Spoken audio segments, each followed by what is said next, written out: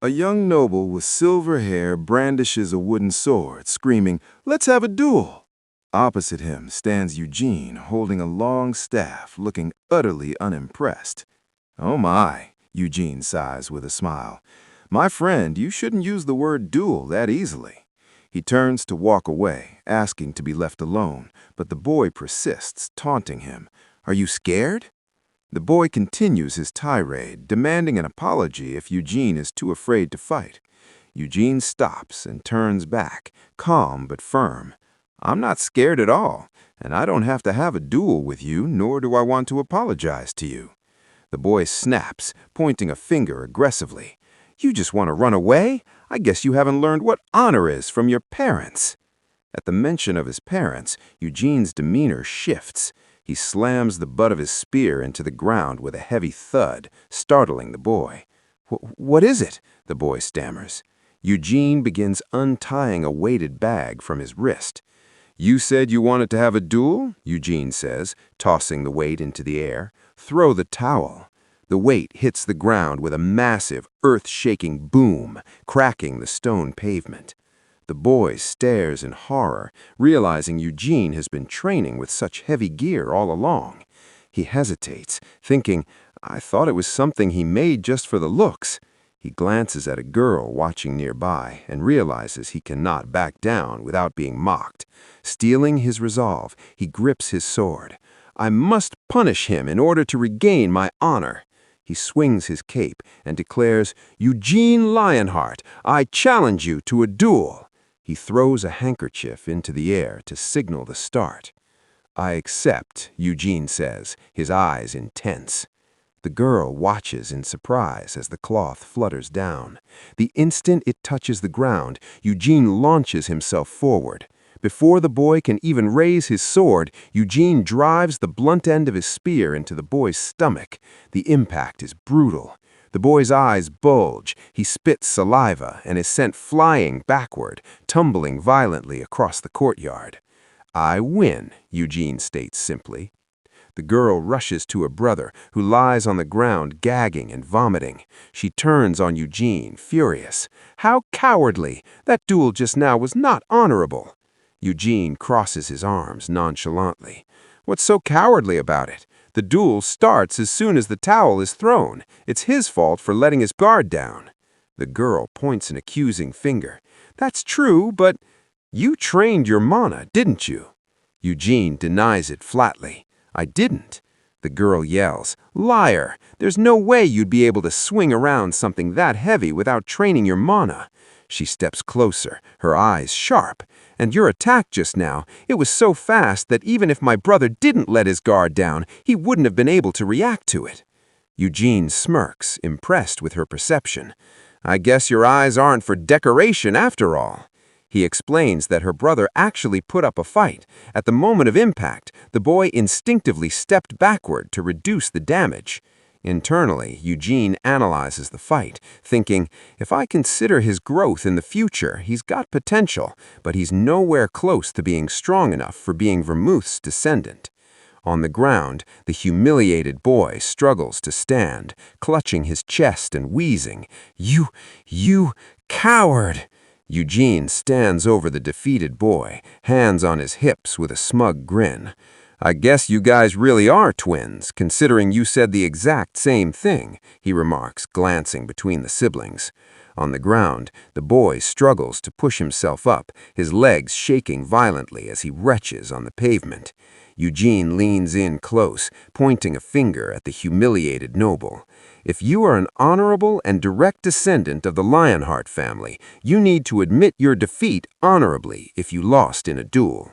The boy groans, sweat dripping down his face as he chokes back vomit. Seeing the message has been delivered, Eugene turns and begins to walk away, though a thought crosses his mind. Maybe I should have held back a little, he wonders silently, noticing the severity of the boy's condition. I did something like this to someone in the direct line. Are they going to do something to me? Suddenly, a frantic shout breaks his concentration. "Young master!" An older man with a gray mustache and a sharp suit sprints into the courtyard, his face twisted in panic. Eugene observes the newcomer carefully. He doesn't have a lion on his chest. He must be a knight hired by the family, Eugene deduces, narrowing his eyes. He seems pretty skilled. The man reaches the fallen boy, who clings to him desperately, tears streaming down his flushed face. "Hazar," the boy sobs, "I lost to a country bumpkin like him. I challenged him to a duel, and I lost." The knight Hazar freezes, his eyes widening in disbelief as he processes the information.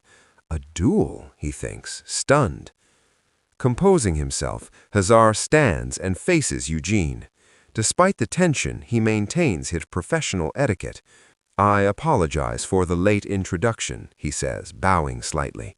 "My name is Hazar, and I am in charge of instructing young Master Sion." Eugene responds with equal politeness. "My name is Eugene Lionheart, and I am from Gedal." "Gedal? That must be where Mr. Jahard's family is," Hazar notes. "Yes, he is my father," Eugene confirms. Looking around at the cracked stones and the battered state of his charge, Hazar asks in bewilderment, "Just what happened here?" Eugene immediately points an accusing finger at Sion. "Sion picked a fight with me and insulted my father." Sion, still clinging to Hazar, cries out, "I did not!" But Eugene continues over him. "He said that I didn't learn honor from my father and told me I was a coward." Eugene's expression hardens, his golden eyes piercing. "Sion insulted not only me, but also my father. Sir Hazar, is that not enough of a reason for me to accept the duel?" Hazar pauses, covering his mouth with a gloved hand as he considers the code of honor. He cannot argue against it. "Your reasons are valid," he concedes quietly. Hazar helps the injured Sion up and turns to leave, the sister following close behind. "Young master, let us get your injuries treated first," Hazar says, then glances back.